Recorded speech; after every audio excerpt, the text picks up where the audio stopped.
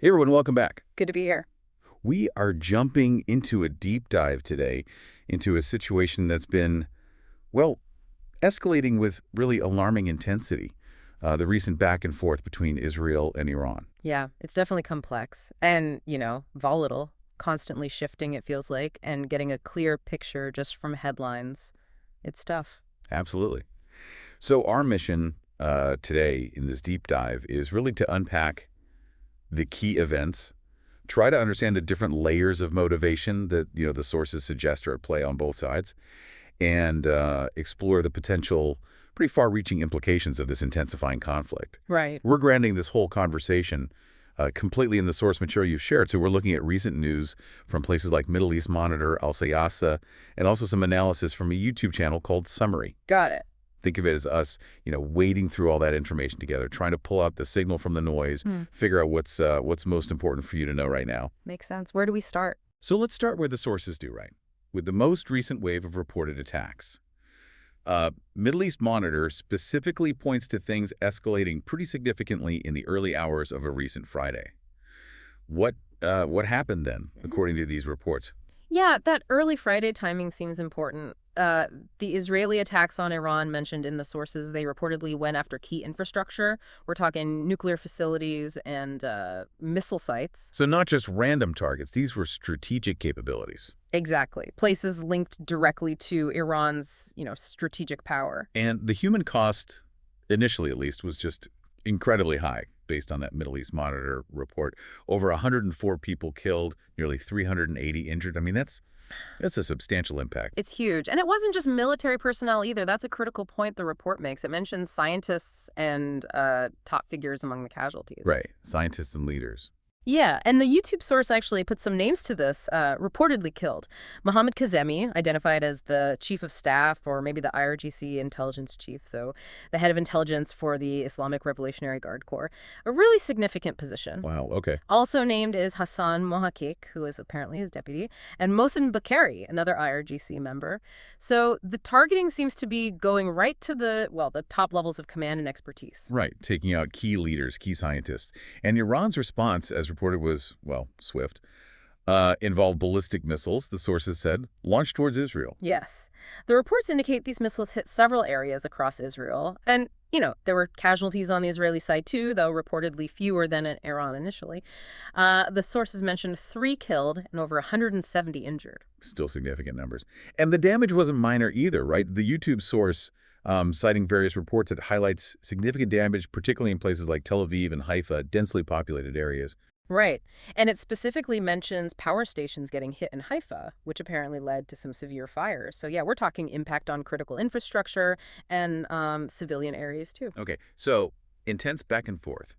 But what's particularly intriguing, and maybe a bit counterintuitive, is an observation made in that YouTube source about the scale and pace of Iran's reported responses over time. Yeah, this is where the analysis starts to dig a little deeper, beyond just reporting the strikes. Okay, so laid out. The source points out that if you look at the days following those initial attacks, the number of ballistic missiles Iran reportedly fires actually decreases. Daily. Right. We're talking numbers potentially dropping quite a bit, maybe from, say, 150 one day down to 50 the next, then maybe 30. Intuitively, you'd think, okay, fewer missiles, less impact. Yeah, exactly. Less stuff flying, less damage, right? You'd absolutely think so, but the surprising observation the source highlights is that despite this reported drop in the volume of missiles, the impact, so the number of casualties, the level of damage in Israel, it seems to remain roughly similar each day. Wait, really? The same level of impact? Yeah, the sources are still reporting figures around like 100 people injured or killed daily, and pretty consistent reports of damage. So fewer missiles, but the same level of destruction or casualties. What does that suggest? I mean, well, it raises a really critical question, doesn't it, about the effectiveness of, both the Iranian missiles and the Israeli defenses. The sources touch on this. One notes Israel's reported admission that its defense systems, including the Iron Dome, they just cannot intercept all incoming Iranian missiles. okay, that's a big admission. It is, and the analysis kind of posits that maybe the Iron Dome seems to be penetrated more easily over time, or perhaps the Iranian targeting, or maybe the missile types themselves, are becoming more effective per missile fired. Ah, okay. So it might not just be fewer missiles overall, but maybe the ones getting through are, I don't know, more effective or more strategically targeted, harder to stop.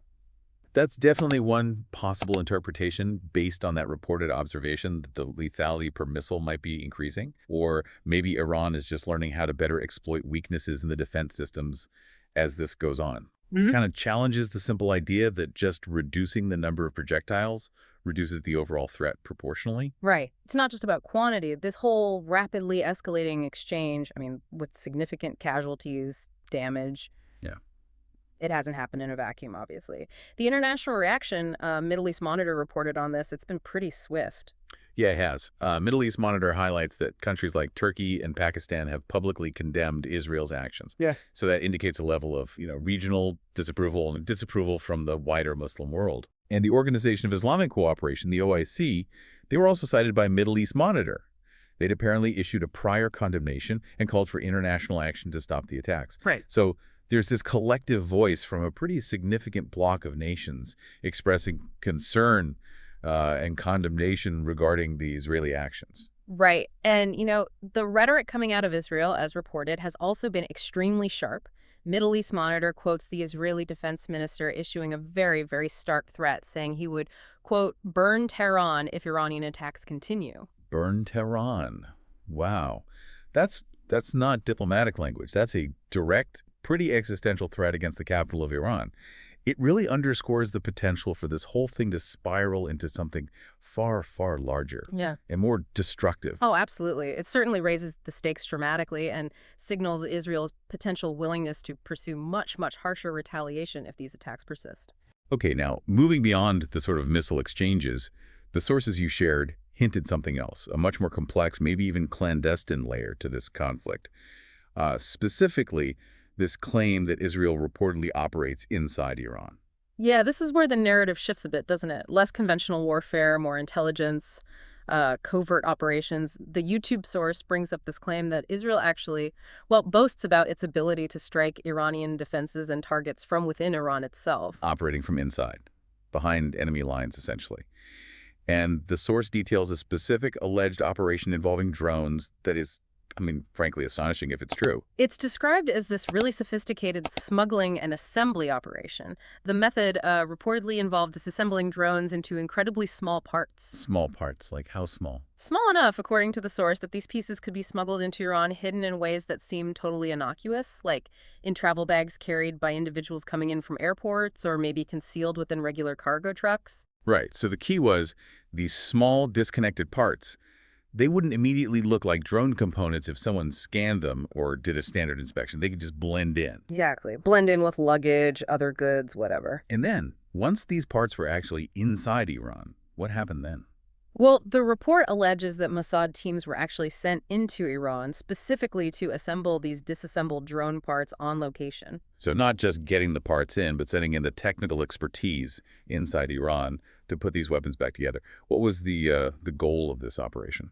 The stated objective, according to the report, was to launch these assembled drones from within Iran to strike Iranian air defenses before Israeli aircraft arrived for potentially larger strikes. So the idea is to blind or cripple the defenses from the inside first. Take out radar, missile batteries, things like that, using assets you've already got positioned inside the country. Precisely. Clearing a path, basically, for later air raids. And the YouTube source frames this alleged operation as Israel's biggest boasted operation. Yeah, it's presented as something Israel views as a pretty significant intelligence and operational triumph, showcasing deep penetration and capability right inside Iranian territory. And there are recent developments mentioned that might be connected to this alleged strategy. The YouTube source talks about some strange photos and videos that have reportedly surfaced lately. Yes, supposedly showing Iranian security forces actively pursuing a pickup truck that was reportedly launching drones right there in the street. Wait, a pickup truck? Launching drones openly in the street? That sounds almost, I don't know, kind of Amateurish compared to that sophisticated smuggling operation you just described. It does, yeah. And the source actually makes that point, contrasting it with previous methods reportedly used, like maybe hiding drones in larger trucks or inside roof panels, like they allegedly saw in other conflicts. Ukraine, for instance. This, public street level launching thing seems very different. So what happened? Did they catch it? The report says security forces fired on the truck, eventually captured it, and yeah, they found drones inside. And crucially, the source also reports that Iranian security forces allegedly arrested 2 Mossad agents in connection with this whole incident. Wow. If those arrests are confirmed, that would be a huge blow to Israel's alleged covert network inside Iran, wouldn't it? Mm. And a major success for Iranian counterintelligence. It would absolutely be a major development, potentially disrupting this whole alleged strategy of operating from within. But okay, here's where the story takes an even more alarming turn, according to that YouTube source. This part is framed as the biggest news coming out of this whole infiltration angle. Right. That's the report about the discovery of a drone manufacturing workshop. A workshop for making drones, reportedly found in the heart of Tehran.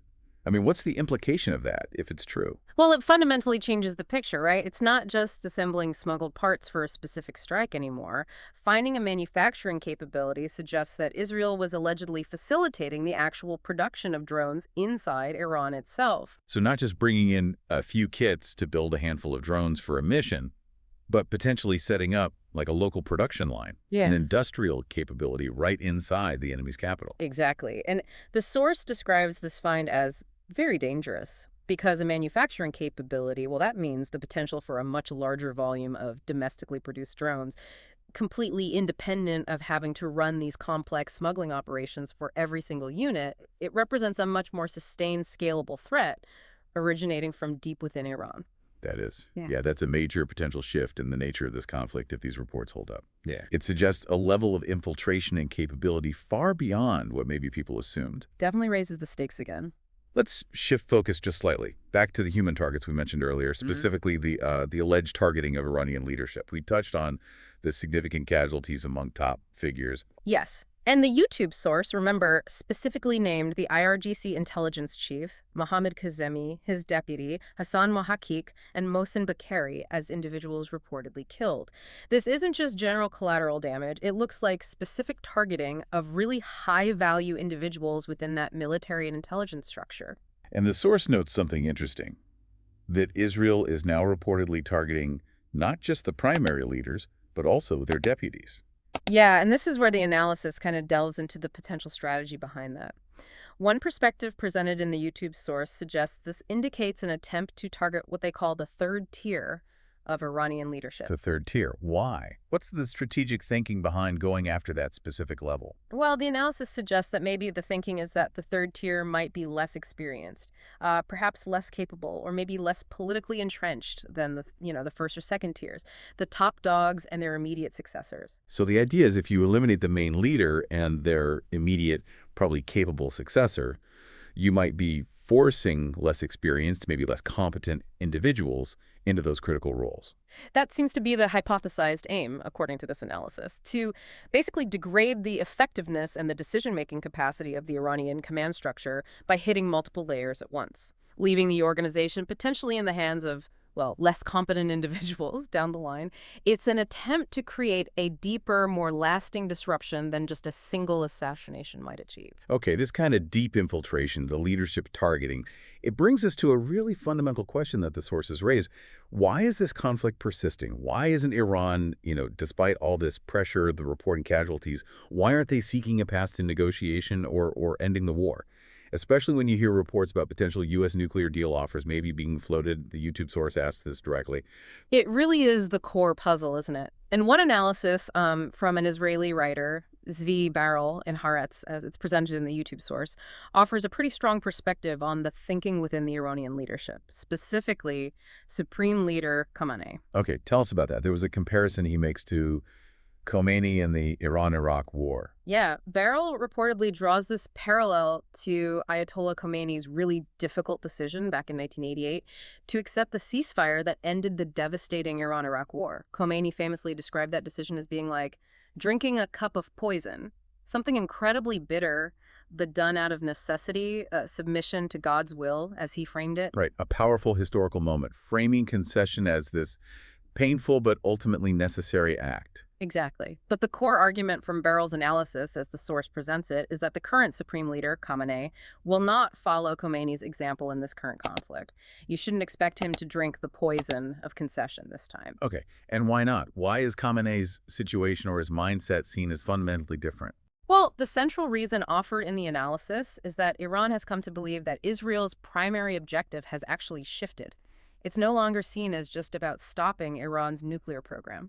According to this analysis, Iran now believes Israel's goal is outright regime change. Regime change. Okay, that's a completely different ball game than just limiting nuclear capabilities, isn't it? What evidence does the source cite for this perceived shift in Israeli goals? The analysis points to several things. Netanyahu's reported statements or desires, like wanting freedom of Israeli flight over Tehran, are cited as evidence of a view that doesn't really recognize the current Iranian state's sovereignty. Then there's the assassination of Iranian leaders, which we just talked about, that's also interpreted through this lens, not just as eliminating military threats, but as striking at the very pillars of the system itself. And maybe most tellingly, The analysis highlights direct messages that Israel has reportedly aimed right at the Iranian people. Messages encouraging them to rise up against their government, framing Israel's military actions as, quote, clearing the path for you to achieve your objective, which is freedom. wow. So the interpretation is that these actions, these messages, they aren't just about military pressure anymore. They're seen as a direct ideological and political assault aimed at the very existence of the Islamic Republic. Precisely. And the argument is these actions and messages create a situation where any concession from Khamenei would be interpreted, both inside Iran and maybe externally, as a sign of weakness. It could potentially validate Israel's message and even encourage internal dissent. So it puts immense pressure on him not to back down. This really frames the entire conflict, not just as some geopolitical struggle, but as an existential fight for the Iranian system itself. That's the core takeaway from this particular analysis. Iran, and particularly Khamenei, reportedly views this as a war of the end, like a final fundamental confrontation for their very survival. There's this deep-seated belief, according to this perspective, that the fate of the Iranian system, the mullah state, is just inextricably linked to the fate of the state itself. If one falls, the other falls. So from that viewpoint, Khamenei feels there's just no room for compromise. His back is against the wall. The analysis uses that exact phrase, his back is against the wall. He's reportedly seen as believing he absolutely must fight with unwavering determination because the alternative isn't just losing face, it's the complete collapse of the system he's led for decades. And how does the perceived role of the U.S. fit into this Iranian perspective, according to that YouTube analysis? Does it help? Hurt? Well, according to this view, it reportedly makes it worse. The perceived silence from the United States regarding the intensity and the nature of these alleged Israeli actions against Iran, it's interpreted by Khamenei, according to this analysis, as basically a green light for Israel to attack Iran even more aggressively. So a lack of condemnation or clear red lines from the U.S. is seen as tacit approval, or at least not disapproval. That's the interpretation presented, yeah. And this perceived green light reportedly just solidifies Khamenei's belief that he cannot yield. It further cements this idea that it's an existential fight where he kind of stands alone, or at least without meaningful external diplomatic support that could maybe offer him some kind of off-ramp.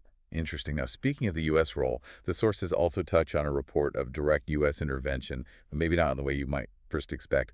Al-Siasa and the YouTube source, both citing Reuters, reported that former President Donald Trump personally intervened to stop a very specific Israeli plan. Yeah, this is a pretty striking report. It alleges that Trump intervened at the highest level to halt an Israeli plan to assassinate none other than Supreme Leader Ali Khamenei himself. An assassination plot against the Supreme Leader. That's an extraordinary claim. What details did this report provide?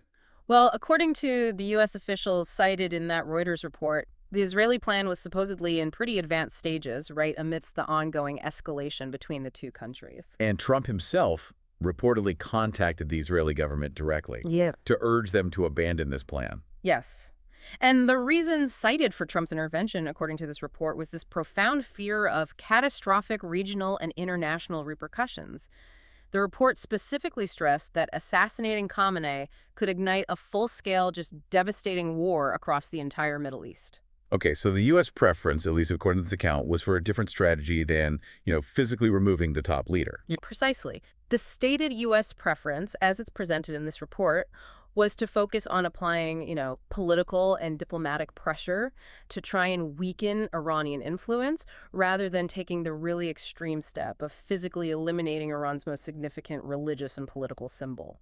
So this report paints a picture of the U.S. actively working, in this instance at least, to prevent the most extreme forms of escalation by Israel. It does, based on that account from U.S. officials, but it's important to note, as one of the sources does, that there might be differing accounts here. Right, the YouTube source mentions that an Israeli political source reportedly denied there was any U.S. veto on Israeli plans, also citing Reuters. Yeah, so this denial from an Israeli source presents a point of ambiguity, doesn't it? Was the plan truly stopped by U.S. intervention? Was the U.S. pressure significant, but maybe not a hard veto?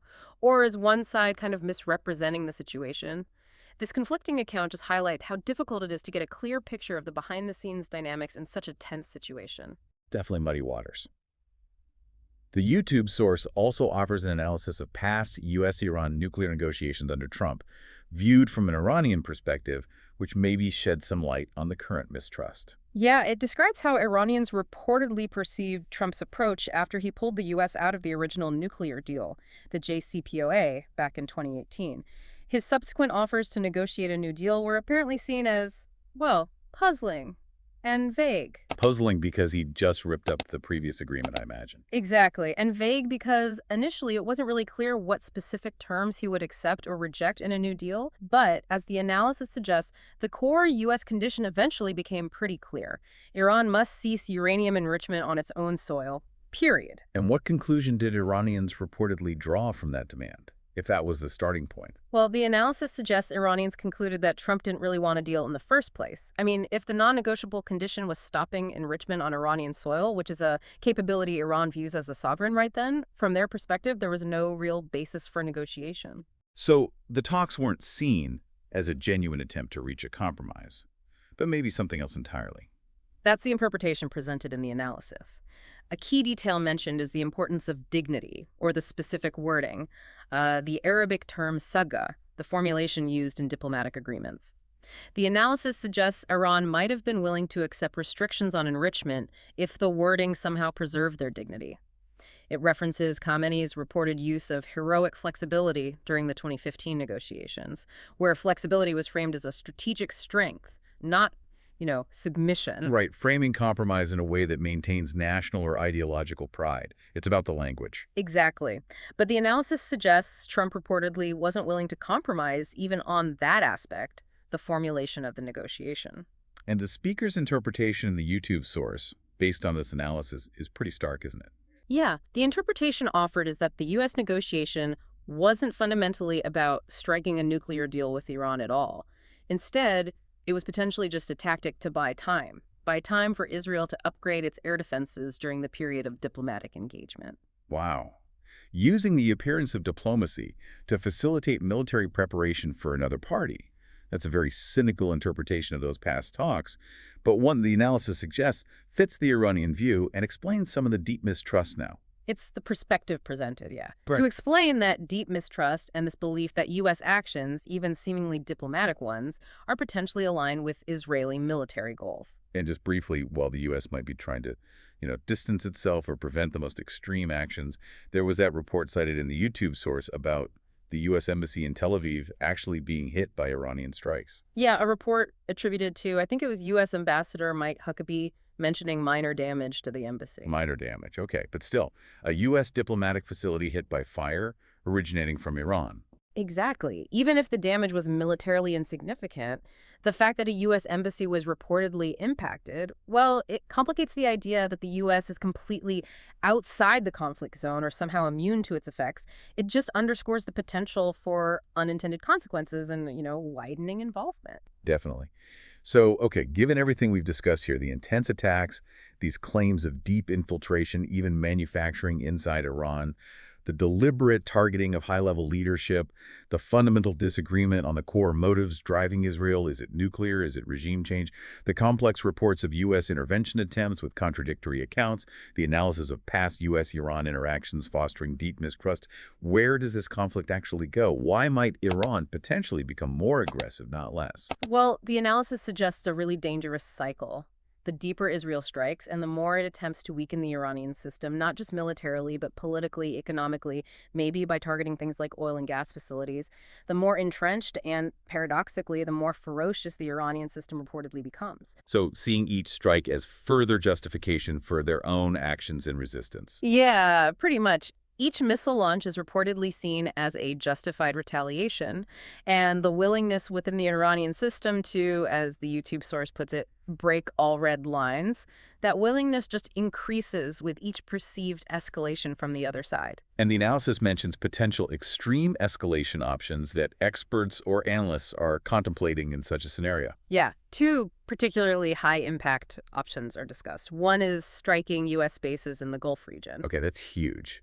And the other, Closing the Strait of Hormuz. right, closing the Strait of Hormuz, that's something that would have absolutely massive global economic repercussions, oil prices, everything. Oh, absolutely. It's described in the analysis as Iran's last card. It's a way for Iran to potentially exert huge leverage on the global stage by threatening this major choke point for a significant portion of the world's oil supply. But playing that card comes with immense risk for Iran itself, doesn't it? Yeah. I mean, the U.S. response. It does, according to the source analysis. It states pretty clearly that closing Hormuz would almost certainly end any U.S. hesitation and trigger direct, probably overwhelming U.S. military intervention. The U.S. would have to act decisively to guarantee the global flow of oil through that critical waterway.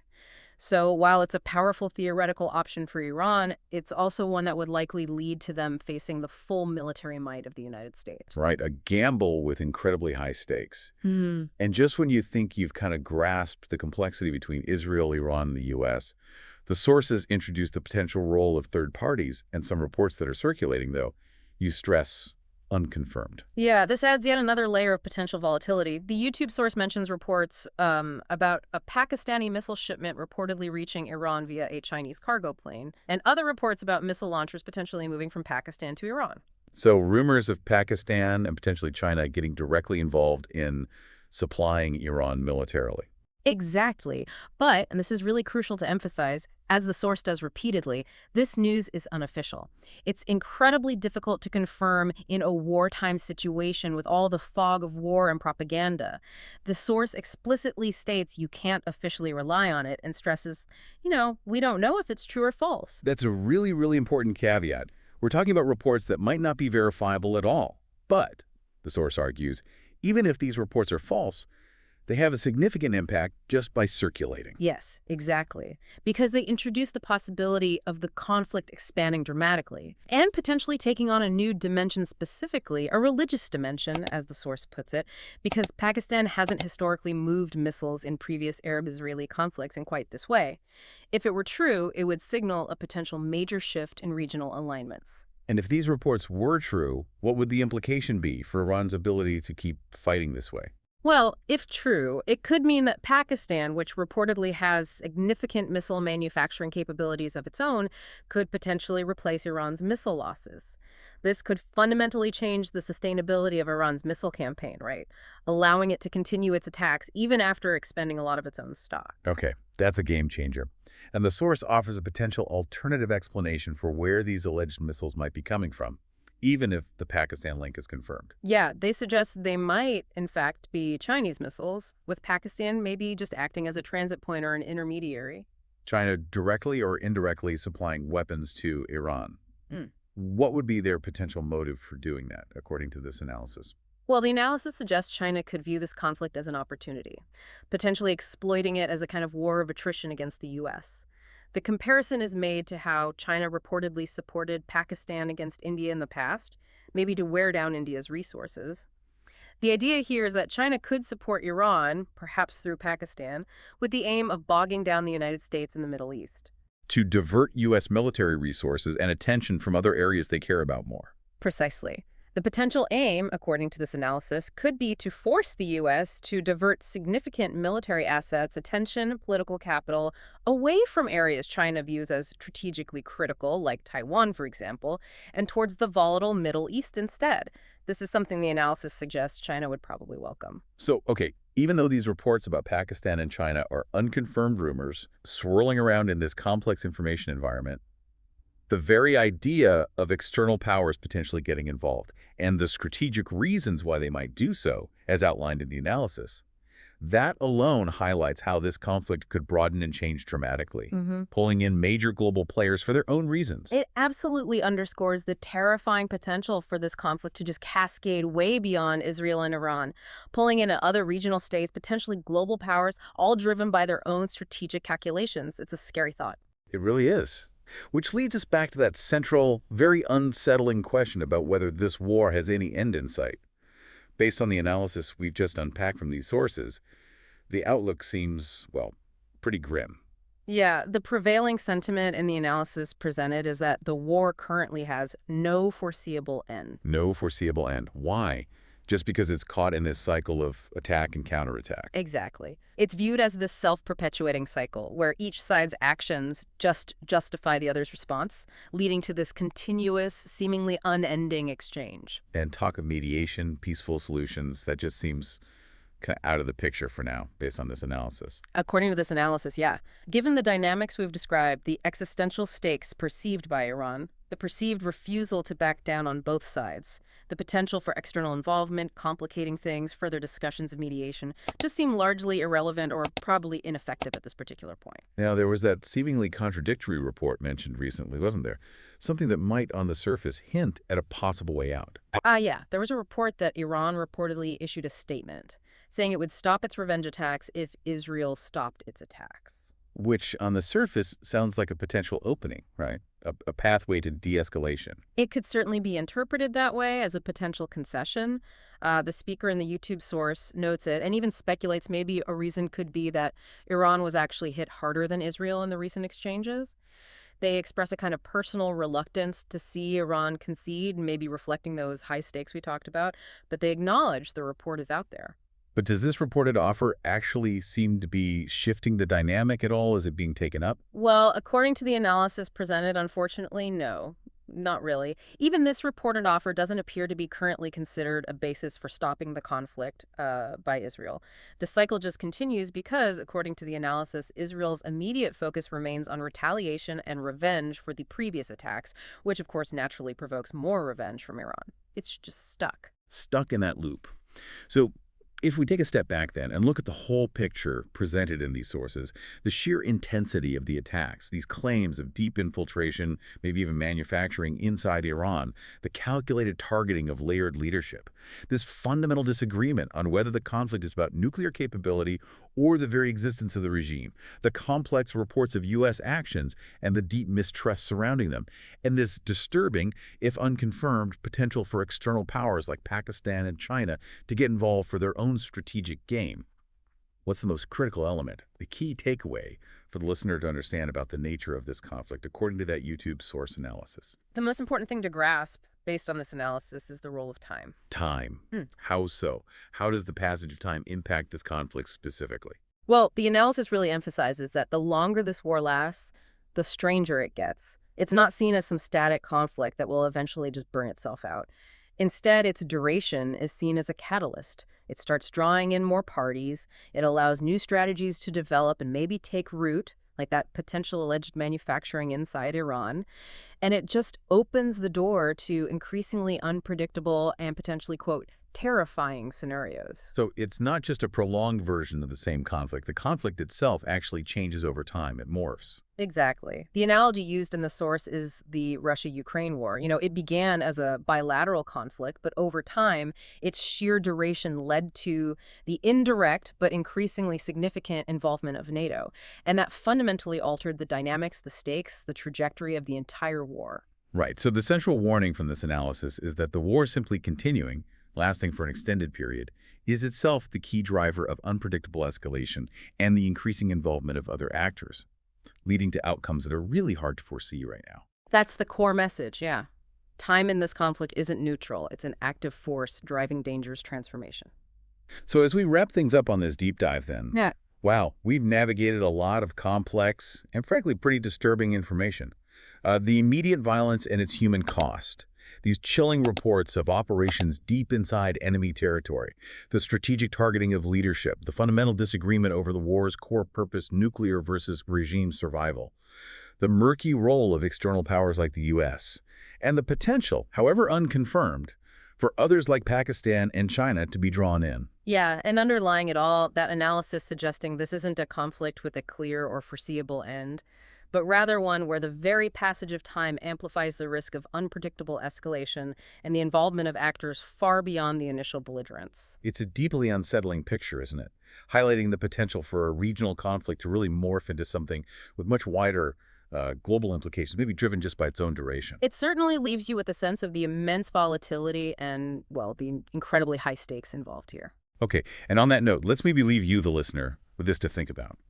If this conflict truly becomes a long-term war of attrition, like some of this analysis suggests it might, what does that really mean for the stability of the region and maybe the world? How might the dynamics fundamentally change if new actors or strategies like closing Hormuz or hitting U.S. bases or those external missile supplies actually entering the picture? How might those things change the game over time? Just consider how conflicts can fundamentally transform the longer they last. It's definitely a question that underscores the potential far-reaching consequences of this ongoing tension, something to keep thinking about.